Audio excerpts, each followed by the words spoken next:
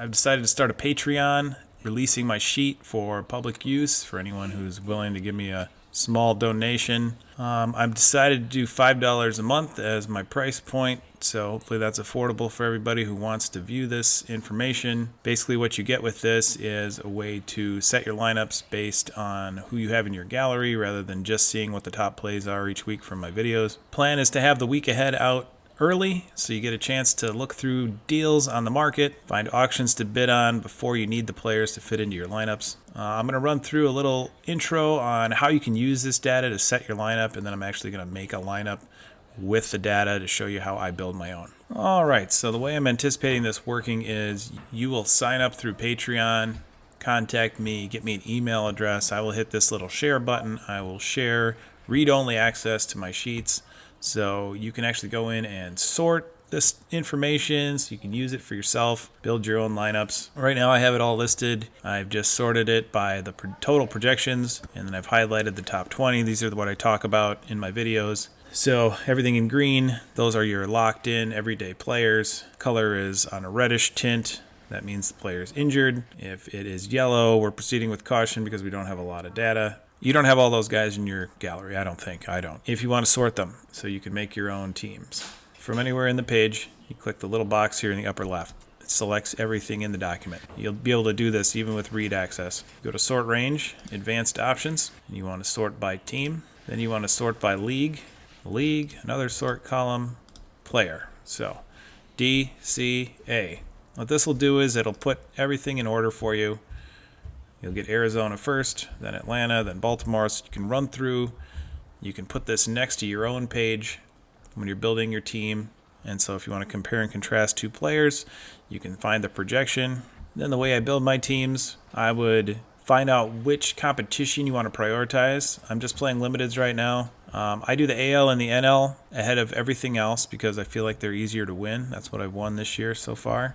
So if we start in the NL with our pitchers. All right. If we want to look at pitchers, I'm going to do the same sort. We're going to go data, sort range, advanced options, D, C, A.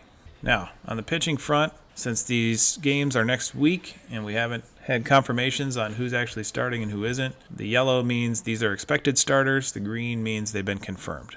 This I will update each morning, tell you which pitchers are planning to pitch next week. This is your best guess right now. As the days roll on, we will have a better picture of exactly what's going to happen, but this is how you plan ahead. Let's say my options for my NL starting pitchers are Gray, Perez, and Gomber.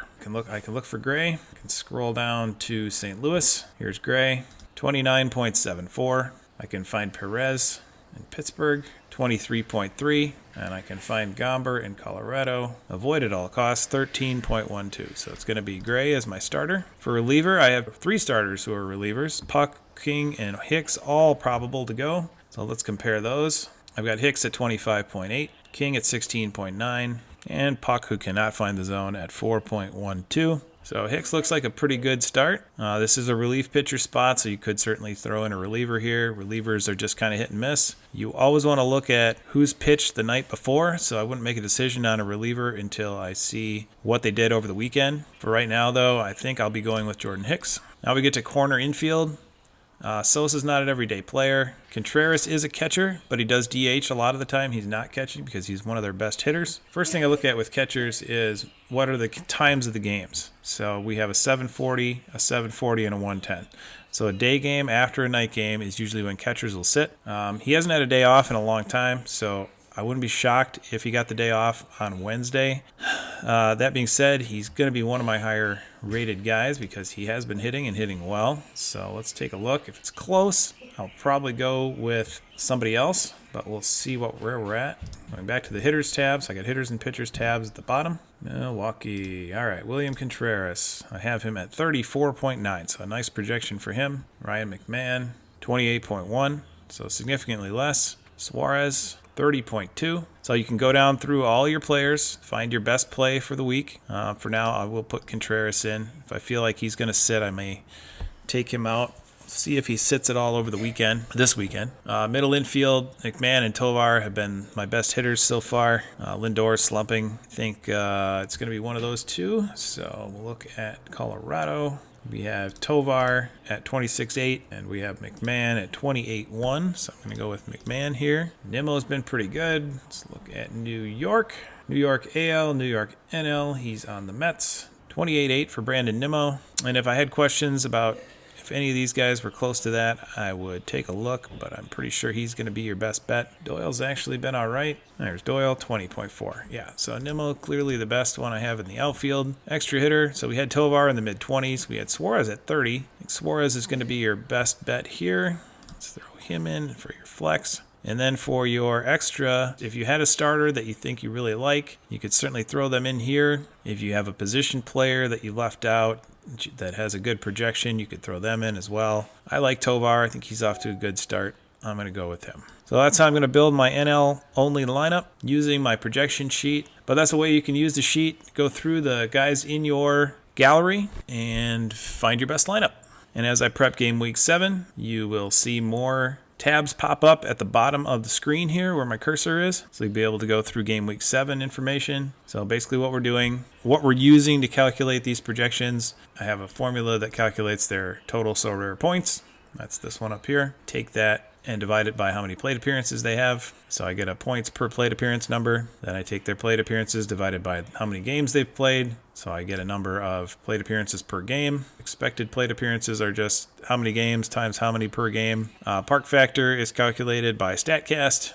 Basically equals everything out. Tells you whether or not the park is better for pitchers or for hitters. In this case, Arizona plays their games at home, and their park is slightly better for pitchers. And then I look at the opposing starting pitching staff. We basically go through the probables. So, for example, Arizona has Brown, Hendricks, Wicks, and Webb this week. So I will give a score from either 2 points for an ace, 1 point for a good pitcher, 0 points for an average, and then -1 for slightly below average and -2 for a guy I really don't like. And then I'll just average all that out, and we will come up with a percentage that we either add or knock off from the player's projection. Basically, when I do the projection, I am taking the expected plate appearances times the points per plate appearance and multiplying it by the park factor. So taking 1% off their projection there, and then I'm taking that number and I'm multiplying it by how good or bad the starting pitchers that they'll be facing this week are. And then we come up with a projection. And the reason I think this works is because you'll see guys that have like 1.4 to 2.45 plate appearances per game. These are not starters, so they're obviously going to get lower projections. You want to avoid those guys. The guys that play every day are going to have higher projections. The statistics we use are going to be month to month, so we're going to be able to see who's hot, who's not. Baseball's a game of streaks. And this will keep you on top of who the best plays are on a week-to-week basis. I'll link to the Patreon in the notes here. And if you're interested, you can make a little $5 pledge. This is a good deal of work putting all this together. My wife's always giving me a hard time about how I spend too much time on this and it's not making any money. So if this is something you're interested in, throw me a little donation. You can give me more than $5 if you want, but $5 gets you a month. I'll keep a little log. We'll get you access. I can just share access with an email, and this will give you the ability to go through and take a look through your own players and make the best decisions for building your lineups.